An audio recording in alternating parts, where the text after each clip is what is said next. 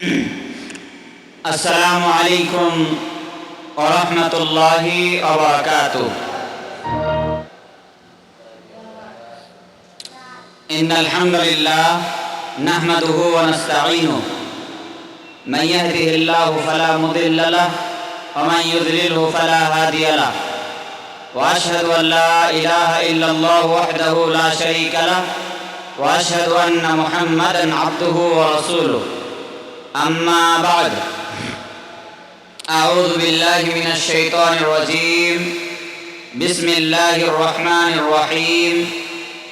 لن ينال الله لحومها ولا دماؤها ولكن يناله التقوى منكم.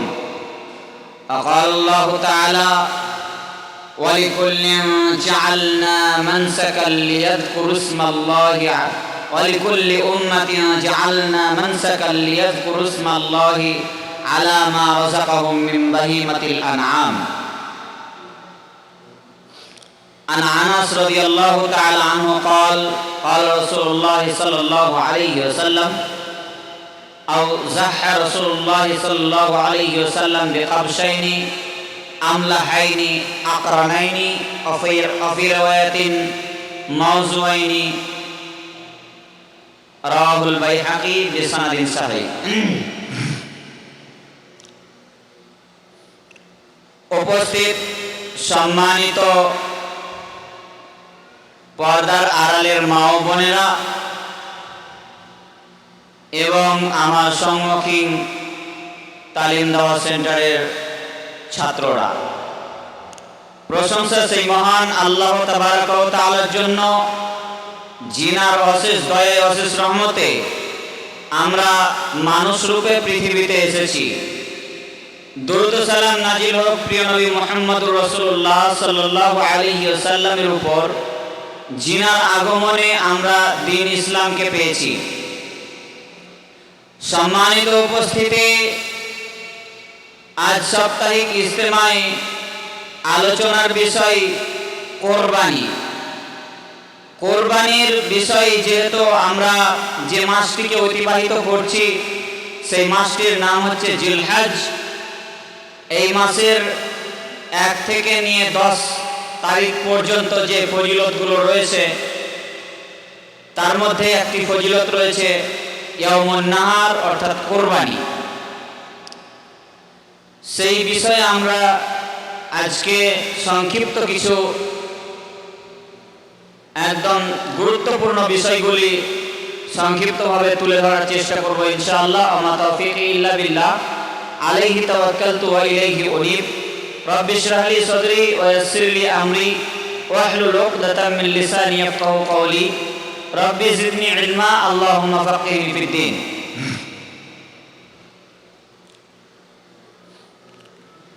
কুরবানি জিলহজ মাসের 10 তারিখ, এটিকে বলা হয় ইয়াউমুন নাহার। আর তার আগে আমি যেহেতু সংক্ষিপ্তভাবে কিছু টাচ করব, আর আমার কাছে একটা প্রশ্ন এসেছিল যে আরাফার রোজা কখন হবে, এই প্রশ্নটা এসেছিল। তো আগে এই বিষয়টা বলে নিই যে আরাফার রোজা কখন। আমি গত সপ্তাহে কুরবানি কখন থেকে চালু হয়েছে, কিভাবে চালু হয়েছে সেই বিষয়ে আমি আলোচনা করেছিলাম অবশ্য। আজকে শুধু কোরবানির গুরুত্বপূর্ণ কিছু মসলা মসাইলগুলো শুধু টাচ করবো ইনশাআল্লাহ। তো প্রথমত যে প্রশ্নটা এসেছিল যে আরাফার রোজা কখন করব, এই আরাফার রোজা নিয়ে অনেক ইখতিলাফ বা মতভেদ চলছে। কেউ কথা বলবে না, আপোষে কেউ কথা বলবে না, পারলে চুপচাপ শুনতে হবে, না হলে উঠে চলে যেতে হবে। মহিলাদের দিক থেকে কোনো প্রকার যেন শব্দ না আসে। আমি গুরুত্বপূর্ণ বিষয় আজকে তুলে ধরব, সেই বিষয় ছোট বড় সকলেরই শুনে রাখার দরকার।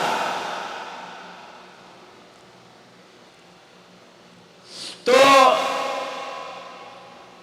আমি বলছিলাম যে প্রশ্ন ছিল যে আরাফার রোজা কখন করব। আরাফার রোজার ব্যাপারে যে মতভেদ, যে খেলাফগুলো রয়েছে, তা হলো আরাফা আল্লাহ রাসূল সাল্লাল্লাহু আলাইহি ওয়াসাল্লাম বলেছেন তোমরা সিয়াম পালন করো আরাফার দিনে। আরাফার দিন যেটি, মানে যেটাকে আরাফার দিন বলা হয়, সেই আরাফার দিনে তোমরা কি করো? সিয়াম পালন করো। তো এবার আরাফার দিনের সিয়াম, তো কিছু কিছু মানুষ বা তারা বলে যে আরাফার দিনে হাজীগণ যেই দিন আরাফার ময়দানে উপস্থিত থাকবেন সেই দিন আমরা সিয়াম পালন করব। তো আবার এখানে অনেক মতভেদ রয়েছে, যেটা আমি আপনাদের কাছে সঠিক আমার জ্ঞানে, আমার ক্ষুদ্র জ্ঞানে যেটা সঠিক মনে হয় সেটা আমি শুধু আপনাদেরকে একটু জানিয়ে দিচ্ছি। যেহেতু অনেক ওলামাদের মত রয়েছে, কেউ বলেছেন দুটা করতে হবে, দুটা করা সব থেকে ভালো। আবার কেউ বলেছেন না, যেদিন হাজীগণ আরাফার দিন আরাফার ময়দানে উপস্থিত থাকবেন সেই দিন করতে হবে। আবার কেউ কেউ তারিখ অনুযায়ী নির্ধারণ করা হয়েছে যে আরাফার দিনের ইয়াউমে আরাফা হচ্ছে 9 তারিখ। তো আমি যেটা বলবো, আমার ক্ষুদ্র জ্ঞানে যেটা আমি পেয়েছি তদন্ত করে, সেটা হচ্ছে আরাফার দিন সিয়াম পালন করতে হবে। এবার আরাফার দিন হচ্ছে 9 তারিখ, জিলহিজ্জা মাসের 9 তারিখ। আর জিলহিজ্জা মাসের 8 তারিখকে বলা হয় ইয়াউমুত তারবিয়াত। ইয়াউমুত তারবিয়াত জিলহিজ্জা মাসের 8 তারিখকে বলা হয়। আর ইয়াউমে আরাফা বলা হয় জিলহিজ্জা মাসের 9 তারিখকে। 10 তারিখকে বলা হয় ইয়াউমুন নাহার, এবং 11, 12, 13 এই 3 দিনকে বলা হয় আইয়ামে তাশরিক।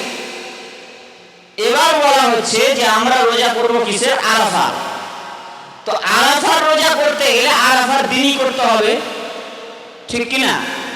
এবার প্রশ্ন হলো আরাফার দিনে করতে হবে, তো কোন দিন করব? 9 তারিখ করব। তো এখানে যে কেউ বলছে 8 তারিখ করতে হবে, আবার কেউ বলছে 9 তারিখ করতে হবে, এটা কেন? আসলে 9 তারিখটাই সঠিক। তার কারণ আমি বলে দিই, আরাফার দিন হাজীগণ যেহেতু আরাফার ময়দানে যখন উপস্থিত হন, তখন কিন্তু সৌদি আরবে জিলহিজ্জা মাসের কত তারিখ থাকে? 9 তারিখ। যেমন আজকে হাজীগণ আরাফার ময়দানে উপস্থিত ছিলেন, আজকে শনিবার হাজীগণ আরাফার ময়দানে উপস্থিত ছিলেন। কালকে ওনারা সবাই মিনার ময়দানে চলে যাবেন। মিনার ময়দানে গিয়ে যেগুলো কাজ রয়েছে, মাথা নেড়া করা, তারপরে পাথর মারা, তারপরে চুল নখ কেটে ফেলা, যাবতীয় যেগুলো কাজ রয়েছে, কুরবানি করা ইত্যাদি কাজগুলো করবেন। আর আজকে কিন্তু আরাফার দিন, ওই জন্য হাজীগণ আজকে আরাফার ময়দানে উপস্থিত ছিলেন। সেখানে 9 তারিখ, আজকে শনিবার, সেখানে 9 তারিখ। এবার তাদের দেখে যদি আর আমাদের এখানে কত তারিখ হলো? আমাদের এখানে আজকে জিলহিজ্জা মাসের 8 তারিখ। এবার তাদের দেখে যদি আমরা সিয়াম পালন করি, যে তিনারা আরাফার ময়দানে উপস্থিত রয়েছেন, তিনাদের দেখে যদি আমরা সিয়াম পালন করি, তিনাদের দেখে আমরা যদি সিয়াম পালন করি, তাহলে কিন্তু আমরা সিয়াম পালন করছি আরাফা নয়, মূলত আমরা সিয়াম পালন করছি ইয়াউমুত তারবিয়াত, মানে তারবিয়াতের দিনে আমরা সিয়াম পালন করছি। তো সিয়াম পালন করার আদেশ কখন রয়েছে? সিয়াম পালন করার আদেশ রয়েছে আরাফার দিন। আরাফার দিনে সিয়াম পালন করতে হবে। আর 9 তারিখ হয় ইয়াউমে আরাফা। তাহলে ওটাই যদি হয় যে সৌদি আরবে আজকে আরাফার সিয়াম পালন করছে, বা হাজীগণ আজকে আরাফার ময়দানে উপস্থিত রয়েছেন, তার জন্য আমরা করব। তাহলে কথা হলো, আমার প্রশ্নটা হলো যে তাহলে যখন আমরা সিয়াম পালন করি, রমজান মাসের সিয়াম পালন করি, তো সৌদি আরবে আমাদের একদিন আগে ধরেন না? সিয়াম তো আমাদের একদিন আগে ধরেন। তো কেন ধরবেন? রমজান মাসের প্রথম তারিখ থেকে সিয়াম, তাহলে আমাদেরকে ধরতে হবে সেই সৌদি আরবের সাথে, কিন্তু না, সৌদি আরবের সাথে ধরলে হবে না। কেন? সৌদি আরবে যখন রমজান মাসের 1 তারিখ হয়, আমাদের এখানে তখন হয় শাবান মাসের 29 তারিখ বা 30 তারিখ। অতএব আমাদের এখানে রমজান মাস পড়ে না। আরেকটা বিষয় আমি স্পষ্ট করি, যদি কেউ বলে যে হাজিগণ আরাফার দিনের সিয়াম আজকে সৌদি আরবে আরাফার সিয়াম পালন করেছে, হাজিগণ আজকে আরাফার ময়দানে উপস্থিত আছেন, অতএব আমরা আজকে সিয়াম পালন করব। আচ্ছা, তাহলে আমি আপনাদেরকে বলবো যে দেখুন, সৌদি আরবের টাইম থেকে ইন্ডিয়ান টাইম 2 থেকে 2.5 ঘন্টা ডিফারেন্ট রয়েছে। এবার যখন সৌদি আরবের ইফতার করবে, তখন আমরা কি করব? এশারের সালাত আদায় করব। সৌদি আরব যখন ইফতার করবে, তখন আমরা করব কি? এশার সালাত আদায় করব। সৌদি আরবে যখন সাহারি খাবে, তখন আমাদের এখানে বাজবে 6টা বা 6:30। তাহলে আমরা সৌদি আরবের সাথে সাহারি খাই, সৌদি আরবের সাথে আমরা তাহলে সাহারি খাবো, সাহারি আমাদেরকে সৌদি আরবের সাথে খেতে হবে। তারপরে আমাদেরকে করতে হবে কি? সৌদি আরবের সাথে ইফতার করতে হবে, মানে ইশারের পরে এখানে যখন ইশারের আযান হবে তখন ইফতার করতে হবে। সেই বিষয়টি না দেখে আমাদেরকে দেখতে হবে যে আমাদের আজকে যুলহিজ্জা মাসে সৌদি আরবে 1 তারিখ বা বাংলাদেশে 1 তারিখ, আর 1 তারিখ নয়, সৌদি আরবে আজকে আমাদের এখানে 8 তারিখ বা বাংলাদেশে 8 তারিখ। তো সৌদি আরবে আজকে 9 তারিখ। আজকে সৌদি আরবে মাগরিবের পর থেকে 10 তারিখ মানে পড়েছে, কিন্তু আজকে 9 তারিখ ছিল শনিবার। তো আমার কথা হলো যে আরাফার রোজা আমাদেরকে রবিবার অর্থাৎ আজকে ভোরে আমাদেরকে সাহারি খেতে হবে। ভোরে সাহারি খেয়ে আমরা আগামীকাল 9 তারিখ আরাফার সিয়াম পালন করব। আমি যতটুকু আপনাদেরকে সংক্ষিপ্তভাবে বুঝালাম। এই ব্যাপারে বেশিরভাগ হাদিস যদি দেখতে যান, তাহলে মতভেদ ছেড়ে আপনাদেরকে করতে হবে কি? আরাফার দিনের সিয়াম পালন করতে হবে বা 9 তারিখে সিয়াম পালন করাটা জরুরি। এবার কেউ যদি মনে করেন যে আমাদের মধ্যে মতভেদ হচ্ছে, তাহলে আমরা কাজ করব, 2টা সিয়াম পালন করব, তবুও করতে পারেন। কারণ যুলহিজ্জা মাসের 1 তারিখ থেকে শুরু করে 9 তারিখ পর্যন্ত সিয়াম পালন আল্লাহ রাসূল করতেন। তাহলে আপনি যদি আরাফার সিয়াম কিন্তু একটাই, আরাফার সিয়াম 2টা নয়, ইয়াউমে আরাফা কিন্তু একদিনই। অতএব যারা 2টা রোজা, যারা হয়তো অনেক আজকে রোজা রেখেছিলেন, আজকে ইফতার করলেন, অনেক মানুষ আজকে ইফতার করলেন, তাহলে তাদেরকে করতে হবে কি? আরাফার রোজা যদি নিয়ত করে থাকেন, তাহলে কালকে আরাফার রোজা যদি করেন, তাহলে আজকে আবার সাহারি খেয়ে আবার কালকে রোজা থাকতে হবে। কথা বুঝতে পেরেছেন কিনা? তাহলে একটা আপনার রোজা হলো জিলহজ মাসের 9 তারিখ 8 তারিখের রোজা হলো, সিয়াম হলো, সেটা আপনি ফজিলত পেয়ে যাবেন। আর আরাফার সিয়াম যেটা, সেটাও আপনি ফজিলত পাবেন। এই আরাফার ফজিলত হিসাবে বলা হয়েছে যে আরাফার সিয়াম যদি কেউ পালন করে আরাফার দিনের, তাহলে তার 1 বছরের আগেকার গুনাহ এবং 1 বছরের পরেকার গুনাহ তার মাফ করে দেওয়া হবে। তো আমাদেরকে যেটা উত্তম যেটা দেখতে হবে, সেটা আমরা 9 তারিখে সিয়াম পালন করব। এই ব্যাপারে মতভেদে আমরা যাব না।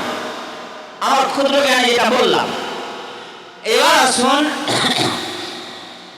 এই যুলহিজ্জা মাসের এবার আরাফার সিয়াম পালন করার বিষয়টি হয়ে গেল। এবার আসুন কুরবানি, আমাদের যেটা মূল বিষয়, এই মাসের 10 তারিখে যেটা মূল বিষয়, সেটা কি আমরা অনেকে গ্রহণ করি, বাকিগুলো হয়তো অনেক গ্রহণ করি না। তার আগে একটা কথা বলি, তার আগে আমরা একটা কাজ কিন্তু করি না, এটা আমাদের করা উচিত কিন্তু করি না। কেন, কি কারণে করি না সেটা আমরা জানি বা আপনারাই জানেন। চাঁদ ওঠার পর থেকে, অর্থাৎ যুলহিজ্জা মাসের যখন চাঁদ উঠেছে, তা থেকে শুরু করে ইয়ামে তাশরিক পর্যন্ত, অর্থাৎ 11, 12, 13 তারিখ পর্যন্ত আমাদেরকে একটা তাকবীর পড়তে হবে, আল্লাহু আকবার, আল্লাহু আকবার, লা ইলাহা ইল্লাল্লাহ, আল্লাহু আকবার, আল্লাহু আকবার, ওয়ালিল্লাহিল হামদ। এই তাকবীরটা প্রত্যেককেই পাঠ করতে হবে। যারা হয়তো এর আগে পাঠ করেননি, 1 2 3 4 5 6 7 8 যারা পাঠ করেননি, তারা আজকে থেকে শুরু করুন। এই তাকবীরটা উঠতে বসতে চলতে ফিরতে আপনার মুখে যেন থাকে আল্লাহু আকবার, আল্লাহু আকবার, লা ইলাহা ইল্লাল্লাহু, আল্লাহু আকবার, আল্লাহু আকবার, ওয়ালিল্লাহিল হামদ। এটা আপনার 13 তারিখ পর্যন্ত চলবে। এবার আমি কুরবানির কিছু বিষয় আপনাদেরকে টাচ করব। যেহেতু সময় খুব অল্প সময়, আমি ছেড়ে দেবো আপনাদেরকে, বেশি টাইম দেব না। তো আসুন আমরা 10 তারিখে যে কাজটি করব সেটি হচ্ছে কুরবানি। এই কুরবানির বিষয়ে অনেকগুলো মশলা মশাইল, অনেকগুলোর মধ্যে মতভেদ রয়েছে। তবে আরেকটা বিষয় আমি ক্লিয়ার করব, যেটা হচ্ছে যে কুরবানির চাঁদ ওঠার পর থেকে চুল নখ কাটা যাবে কি? কুরবানির চাঁদ ওঠার পর থেকে যিনি কুরবানি দিবেন, যিনার নামে কুরবানি আছেন, তিনার উচিত হবে যে কুরবানির পর থেকে চুল নখগুলো কাটবেন না, কুরবানির দিনই কাটবেন। আর চাঁদ ওঠার আগে যদি কেটে ফেলেন তাহলে বিষয়টা কোনো ব্যাপার নেই, ক্লিয়ার হয়ে গেছে। এবার একটা পশু প্রতিটা পরিবারের নামই কুরবানিটা থাকে, একটা পশু প্রতিটা পরিবারের, একটা পরিবারের জন্য যথেষ্ট। তাহলে আমাদেরকে করতে হবে কি, চাঁদ ওঠার পর যদি আমাদের চুল নখ কারো বড় থাকে তাহলে সেগুলোকে রেখে দেওয়াটা জরুরি। এটা বড় বড় বিদ্বানগণ বলছেন বা আলেমরা বলছেন। তবে কেউ যদি কেটে ফেলে তাহলে সে গুনাহগার হবে, কথা নয়। কেউ যদি চাঁদ ওঠার পরে চুল নখ কেটে ফেলে তাহলে সে গুনাহগার হবে, এই কথা নয়। কেটে ফেলতে নিষেধ করা আছে, কুরবানির দিনে কাটবেন, কুরবানির সওয়াব পাবেন। আচ্ছা, এবার কথা হলো এই কুরবানি। আমি প্রথমে যে আয়াতটি পড়েছি সেই আয়াতের তরজমা আমি পড়ি আপনাদেরকে। মহান আল্লাহ তাবারক ওয়া তাআলা বলেন, ওয়ালিকুল্লি উম্মাতিন জাআলনা মানসাকান লিয়াযকুরু ইসমাল্লাহ। আমি প্রত্যেক উম্মাতের জন্য পশুগুলির মধ্যে হইতে কুরবানির সিস্টেম চালু করেছি। তো কুরবানির সিস্টেমটা তাহলে শুধু আমাদের জন্য ছিল না, ইতিপূর্বেও ছিল। মুহাম্মদ সাল্লাল্লাহু আলাইহি সাল্লামের আসার পূর্বেও কুরবানি ছিল। যেমন ইব্রাহিম, কুরবানিটা ব্যাপকভাবে চালু হয়েছিল ইব্রাহিম আলাইহিস সালামের ওই পরীক্ষাকে অনুসরণ করে। ইব্রাহিম আলাইহিস সালাম যে তার ছেলেকে কুরবানি করতে গেছিলেন আল্লাহর পরীক্ষায় পাস করার জন্য, আল্লাহর হুকুম মেনে, তারপর থেকে সেটা চালু হয়েছে উম্মতে মুহাম্মাদীদের জন্য। কিন্তু তার আগেও চালু ছিল। আদম আলাইহিস সালামের 2 ছেলে কুরবানি করেছিল, এটা আমরা জানি বা গত সপ্তাহে আলোচনা করেছিলাম। এবার আসুন এই কুরবানি যদি কারো লোক দেখানো হয় তাহলে কুরবানি হবে কি? এটা স্পষ্ট যে কারো যদি নিয়ত থাকে লোক দেখানো তাহলে কিন্তু কুরবানি হবে না। এবার একটা মানুষ নামাজ পড়ে না, কোনদিন নামাজ পড়ে না, তার বাড়িতে দেখেন একটা মোটা তাজা পশু আছে কুরবানি করার জন্য, তাহলে কি তার কুরবানিটা কার্যকরী হবে? কুরবানি শুনেন, কুরবানি দেওয়াটা হচ্ছে কি সুন্নাত, আর 5 ওয়াক্ত সালাত কি ফরজ, রমজান মাসের সিয়াম কি ফরজ, আর কুরবানিটা সুন্নাত। এবার আসুন, একটা মানুষ নামাজ পড়ে না অথচ সে কুরবানি করেছে, তার কুরবানি হবে কি না? তার কুরবানি হবে কি না হবে সেটা আল্লাহ ভালো জানেন। কিন্তু এখানে বোঝা যায় যে সে নামাজ পড়ে না অথচ সে কুরবানির গোশত খাওয়ার জন্য কুরবানি করেছে, তাহলে তার কুরবানি না করাটাই ভালো। তার কুরবানি ওই শুধু কুরবানি করে তার গোশত খাওয়াই হবে। কিন্তু যদি আল্লাহ কবুল করেন সেটা ভিন্ন কথা, আমি সরাসরি বলছি না যে কবুল হবে না, সরাসরি বলছি না যে কবুল হবে না, কারণ এখন তো মানুষ ঈদের নামাজটা ভালো করে পড়তে যায় না গো, ঈদুল আজহার নামাজ ভালো করে পড়তে যায় না। ওর মনে শুধু ছটপটি লেগে থাকে কখন গরুটা জবাই করব, কখন খাসিটা জবাই করব। একবারে কত লোককে দেখা যায় ঈদগাহের মাঠে ওই নামাজ শুরু হবে, ঠিক টাইম দেওয়া থাকবে 7টা, তো 7টার সময় আসবে, এসে শুধু 2 রাকাত নামাজ পড়বে, কি পড়বে, তারপরে খুতবাও শুনবে না, উঠে পালিয়ে যাওয়ার চেষ্টা করবে, এমনকি পালিয়েও যায়। তো তার জন্য কোরবানি করার জরুরি নয়। সে কোরবানি আর একটা কথা বলি, কোরবানি কবুল হোক আর না হোক, কিন্তু কোরবানির নেকি সে পাবে না, এটা কিন্তু বাস্তব। কোরবানির নেকি পাবে না কেন? ওই যে আমি এর আগে আপনাদেরকে হাদিস শুনিয়েছিলাম যে আল্লাহ রাসূল সাল্লাল্লাহু আলাইহি সাল্লাম কিয়ামতের দিন বান্দার হিসাব করবে প্রথম সালাত সম্পর্কে। যদি কিয়ামতের দিন সালাত সঠিক হয় তাহলে সমস্ত আমল সঠিক হবে, যদি সালাত সঠিক না হয় তাহলে সমস্ত আমল কি হবে? বেকার হয়ে যাবে। তাহলে সে তো সালাত পড়ে না, চিরদিনই তো নামাজ পড়ে না, আজান হচ্ছে ও চায়ের দোকানে বসে চা পান করছে, বিড়ি খাচ্ছে, ওর তো কোনো খেয়ালই নেই নামাজের। আবার কোরবানির সময় আসছে তখন ঠিকই ওর খেয়াল আসছে যে হ্যাঁ আমাকে টাকা জোগাড় করে কোরবানি করতে হবে।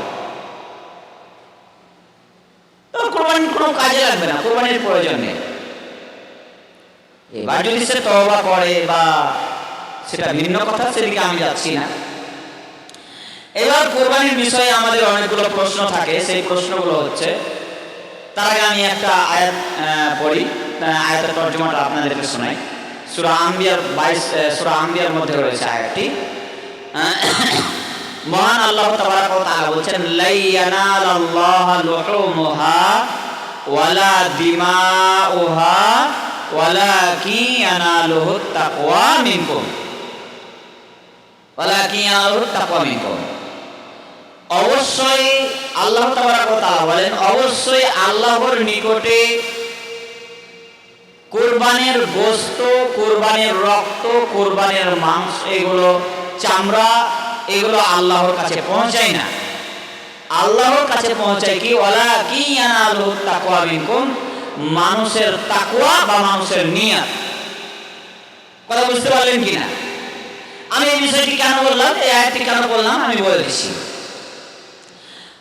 বেশিরভাগ মানুষকে দেখা যায় কোরবানির পশু কিনেছে, কোরবানির পশু কিনে চায়ের দোকানে বসে, নামাজের তো কোনো খেয়াল নেই, আজান হচ্ছে নামাজের কোনো খেয়াল নেই, চায়ের দোকানে বসে চা পান করছে।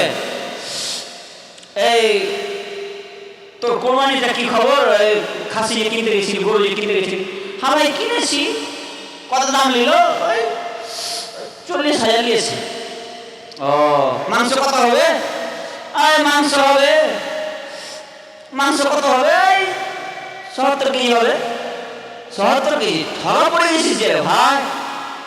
হ্যাঁ তো তাই তো, ঠগা পড়ে গেছি। আরে মাংস কি আল্লাহ কি বললেন এখানে? ওয়ালাকিন ইয়ানালুহুত তাকওয়া মিনকুম। আরে আল্লাহর বান্দা, তুমি পশুতে ঠগা পড়েছো কি জিতেছো সেটা আল্লাহ দেখবে না, আল্লাহ দেখবেন তোমার নিয়ত, তোমার তাকওয়া। ওই যে তুমি যে সারাদিন নামাজ পড়ো না, তুমি ঠগা পড়েছো আর জিতা পড়েছো, তাতে কোনো ক্ষতি আছে? তুমি যে সারাদিন নামাজ পড়ো না, মুয়াজ্জিন তোমাকে 5 ওয়াক্ত ডাকছে, সেদিকে তোমার খেয়াল নেই, আর কুরবানি করার জন্য তুমি টাকা জোগাড় করে হাট গেছো কুরবানি কিনতে, আর একটা কোন রকম পশু কিনে নিয়ে এসছো, তার জন্য তুমি আবার লোকের কাছে শোনাচ্ছ, লোককে দেখাচ্ছ যে এই পশুটা আমি কিনে নিয়ে এলাম, এতে ঠগা পড়লাম কি জিতে গেলাম, দেখো তো এর মাংস কত হবে, দেখো তো। আপনার কুরবানি করা না করার সমান, আপনার কুরবানি কোনো কাজে আসবে না, বিশ্বাস করুন, কোনো লাভ হবে না। কুরবানিটা অবশ্য খাওয়াই হবে, কারণ আল্লাহ বলছে, আরে তোমার কুরবানির রক্ত মাংস আমি দেখবো না। লা ইয়ানালুল্লাহু লুহুমুহা ওয়ালা দিমাউহা ওয়ালাকিন ইয়ানালুহুত তাকওয়া মিনকুম।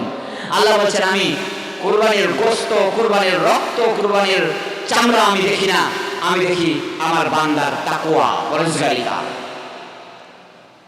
আমার বান্দা কতটুকু আমাকে ভালোবেসে কুরবানি করছে, আমার রাহে কুরবানি করছে, সেটা আমি দেখি। তাহলে আমরা যে ভুলগুলো করে থাকি যে পশুকে, কুরবানির পশু আবার অনেকে ওজন করে, নিয়ে এসে কুরবানির পশু কম্পিউটারে চাপিয়ে ওজন করে, যে দেখি আমি ঠকা পড়েছি কি জিতা হয়েছে, ঠকা হয়েছে কি জিতা হয়েছে। এগুলো উচিত নয়, এগুলো ঠিক নয়। আপনি কোরবানির পশু কিনে নিয়ে এসেছেন, কেউ যদি জিজ্ঞাসা করে কি কোরবানির পশু কিনে নিয়ে এসছো, ভাই গরু নিয়ে এসেছি বা খাসি নিয়ে এসেছি, কতটি হবে আল্লাহ জানে ভাই, কত দাম নিয়েছে, এত দাম নিয়েছে, কি হবে আল্লাহ জানে ভাই, বাকিটুকু আমি তো এত দামে কিনে নিয়ে এসেছি, এখন কতটুকু কি হবে না হবে আল্লাহ জানে। কারণ আমি আল্লাহর রাহে কোরবানি করেছি, সেটা আল্লাহ বুঝে নেবে, আমি মাংস কম পাবো কি বেশি পাবো, আল্লাহ আমাকে কম দিবে কি বেশি দিবে, সেটা আল্লাহ জানে। না রে ভাই, সত্যি তো মা বসে ঠকে গেলাম, তো এত দাম নিয়ে নিলে পশুটা, তো ঠকা পড়ে গেলাম।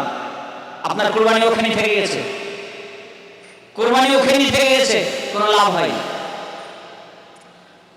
তাহলে আমাদেরকে এই লোক দেখানো অভ্যাসগুলো কি করতে হবে? ত্যাগ করতে হবে।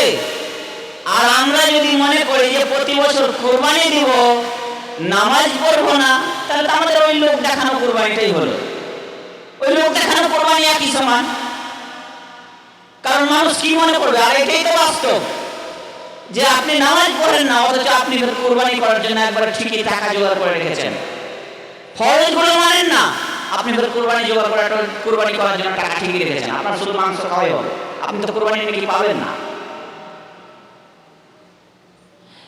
এবার আমি আপনাদেরকে বলবো যে কোরবানির গোশত, আমাদের সমাজে প্রচলন রয়েছে কোরবানির গোশতকে তিন ভাগে ভাগ করতে হবে। এবার তার আগে একটা প্রশ্ন করি, কোরবানির পশু কেমন হতে হবে? তার আগে একটা জিনিস ক্লিয়ার করে দিই, যে কোরবানির পশু কেমন হতে হবে। কোরবানির পশু হবে, আল্লাহ রাসূল সাল্লাল্লাহু আলাইহি সাল্লামের বিভিন্ন হাদিস রয়েছে, যেমন আল্লাহ রাসূল সাল্লাল্লাহু আলাইহি সাল্লাম কুরবানি করতেন মোটা তাজা দুটি ভেড়া। আনাস থেকে বর্ণিত আছে হাদিসটি, যে আল্লাহ রাসূল সাল্লাল্লাহু আলাইহি সাল্লাম মোটা তাজা দুটি ভেড়া কুরবানি করতেন, একটা তার পক্ষ থেকে এবং তার উম্মতের পক্ষ থেকে, তার পরিবারের পক্ষ থেকে, একটা করতেন তার উম্মতের পক্ষ থেকে, দুটা করতেন। এবার কুরবানি পশু কিরকম হবে? কুরবানির পশু আল্লাহ রাসূল সাল্লাল্লাহু আলাইহি সাল্লাম কালো বেশি পছন্দ করতেন। যেমন হাদিস রয়েছে যে আল্লাহ রাসূল সাল্লাল্লাহু আলাইহি সাল্লাম বলছেন, যে আনাস রাদিয়াল্লাহু তাআলা আনহু বলেন যে আল্লাহ রাসূল সাল্লাল্লাহু আলাইহি সাল্লাম আমাকে কুরবানির পশু কেনার জন্য আদেশ করলেন, যে যেটা কালো প্রাণী, মানে হাদিসে এরকম আছে যে কালোতে বসে, কালোতে দেখে, কালোতে হাঁটে, যাও বাজারে যাও, এমন একটা পশু কিনে নিয়ে এসো যেটা কালোতে খায়, কালোতে বসে, কালোতে হাঁটে, কালোতে দেখে। এইভাবে বর্ণনা আছে হাদিসটা, তার মানে পুরো প্রাণী কালো। তো কেন আল্লাহ রাসূল সাল্লাল্লাহু আলাইহি সাল্লাম কালো পছন্দ করতেন বেশি, এই বিষয়ে আমি বলছি না, এই বিষয়ে কোনো আলেমই বলেননি। আসলে বিদ্বানগণ বলছেন যে কালো প্রাণীর মাংস স্বাদ বেশি হতে পারে, ওই জন্য আল্লাহ রাসূল সাল্লাল্লাহু আলাইহি সাল্লাম কালো বেশি পছন্দ করতেন। তবে অন্য কোনো প্রাণী সাদা, লাল এগুলো কুরবানি হবে না, এই কথা ঠিক নয়, সবই কুরবানি হবে। আচ্ছা, অনেক কথা হয়তো এখন মনে পড়ছে না, কুরবানির বিষয়ে আমাদের অনেকগুলো ভুল থাকে। এবার আসুন, আপনি একটা পশু বাড়িতে পুষেছেন, একটা খাসি, তো আল্লাহ রাসূল সাল্লাল্লাহু আলাইহি সাল্লাম বলছেন লা তাযবাহু ইল্লা মুসিন্না, তোমরা দাঁত ছাড়া কুরবানি করো না। এই দাঁত, মুসিন্না শব্দটাকে নিয়ে আবার আলেমদের মধ্যে মতভেদ রয়েছে। মুসিন্না শব্দটাকে কেউ বুঝিয়েছে বছর, আবার কেউ বুঝিয়েছে দাঁত। তো এটা দাঁত আবার বছর কেন বোঝানো হলো? এটা সম্ভবত এই জন্য বোঝানো হয়েছে, দাঁত মুসিন্না শব্দকে বছর এই জন্য বোঝানো হয়েছে যে দেখুন, একটা প্রতিটা পশু দাঁতার একটা নির্ধারিত সময় রয়েছে, প্রতিটা পশুর মানে দাঁতার একটা নির্ধারিত সময় রয়েছে। যেমন যে ছাগল সম্ভবত 1 বছরে দাঁতে, 1 বছরে ছাগল দাঁতে, বা 1.5 বছরে, এর মধ্যে যেতে যায়। আর গরু দাঁতে কিন্তু 2 বছরে, উট দাঁতে 5 বছরে। তো তার মানে এখানে বলা হয়েছে যে তোমরা দাঁত ছাড়া কোরবানি করো না, অতএব একটা খাসি আমি লালন পালন করেছি, খাসিটার বয়স হয়ে গেছে 1.5 বছর, অথচ খাসিটা এখনো দাঁতে নেই, আমি কি করব? কোরবানি করব? এই ব্যাপারে মতভেদ রয়েছে, কিন্তু আমি সেদিকে যাচ্ছি না। কোরবানি করতে পারেন, অসুবিধা নেই, কারণ উপযুক্ত বয়সে পৌঁছে গেছে। যেহেতু কিছু আলেম এখানে মুসিন্না শব্দের অর্থ বছর ব্যাখ্যা করেছেন, আবার কেউ বলেছেন দাঁত। আর যে প্রাণীটা কোরবানি করবেন সেই প্রাণীটাকে প্রথমত দেখে কিনতে হবে। এগুলো তো আলেমেরা বলছে অনেকে খুতবাতে, আর এগুলো পুরুষরা তো কোরবানি পশু কিনতে যায়। তো যাই হোক, আমি মহিলাদের এখানে বলছি, তার কারণ এটা যেহেতু ফেসবুকেও এই ভিডিওটা আপলোড হবে, সবাই জানতে পারবে। তো এটা আমি বলছিলাম যে কোরবানির পশু যতগুলো কোরবানির পশুর হাদিস রয়েছে, সমস্ত পশুটি রয়েছে সিংওয়ালা। সিংওয়ালা প্রাণী করতে হবে। যদি কোনো প্রাণীর সিং না থাকে তাহলে সেটাকে বেচে দিয়ে আর একটা কিনে কোরবানি করতে হবে, বা সেটাকে রেখে আর একটা কিনে কোরবানি করতে হবে। সিংওয়ালাই কোরবানি করতে হবে। মানে এখানে বলা হয়েছে যে আমারানা রাসূলুল্লাহ সাল্লাল্লাহু আলাইহি সাল্লাম, কোন হাদিসে রয়েছে যাহা রাসূলুল্লাহ সাল্লাল্লাহু আলাইহি সাল্লাম বিকালশাইনে আমলাহাইনে আকরানাইনে, মানে আল্লাহ রাসূল সাল্লাল্লাহু আলাইহি সাল্লাম কোরবানি করতেন বিকালশাইনে, দুটি ভেড়া, আমলাহাইনে মোটা তাজা, আকরানাইনে সিংওয়ালা। সিংওয়ালার হাদিসটি বেশি রয়েছে, অতএব মোটা তাজা প্রাণী কোরবানি করতে হবে, সিংওয়ালা প্রাণী কোরবানি করতে হবে। কোরবানির পশু যেন হৃষ্টপুষ্ট হয়। এবার একটা বিষয় আমি উল্লেখ করব, বিষয় তো অনেক আছে, সময়ও কাছেও আসছে। দেখুন, কোরবানির পশু ভাগে দেওয়া, এই বিষয়টা নিয়ে অনেক আলেম বলছে কোরবানির পশু ভাগে দেওয়া চলবে না। যেমন বাংলাদেশের একজন আলেম রয়েছেন শেখ আব্দুর রাজ্জাক বিন ইউসুফ, তিনি তো পরিষ্কার বলে দিয়েছেন যে না, ভাগে কোরবানি দেওয়া চলবে না। তো কেন বলছেন এই কথাটা? এই কথাটা নিয়ে আমি অনেক লোকের কাছে শুনেছি যে আব্দুর রাজ্জাককে বলে, আব্দুর রাজ্জাকের এই কথাটা শুনে তাদের মন খারাপ হয় যে আচ্ছা, আলেমরা যে এইভাবে ফতোয়া দিলেন, এইভাবে যে আলেমরা ফতোয়া দিলেন, তো আমরা গরিব মানুষ, তো আমরা কি করব? তো আসলে ব্যাপারটা ওই রকম না। ব্যাপারটা আসলে হলো যে এখানে পশু তিনি কেন বলেছেন, আসলে অনেক আলেম বলেছেন যে 7 ভাগে কোরবানি দেওয়া যাবে না, এই ব্যাপারে কিছু কিছু আলেম বলছেন। তো বিষয়টা কেন বলছেন আমি আপনাদেরকে স্পষ্ট করে দিই। দেখুন, 7 পরিবারের জন্য একটা পশু, এই ব্যাপারে কোনো হাদিস নেই। একটা পশু, একটা ছাগলে অংশগ্রহণ করতে পারেন 7 জন,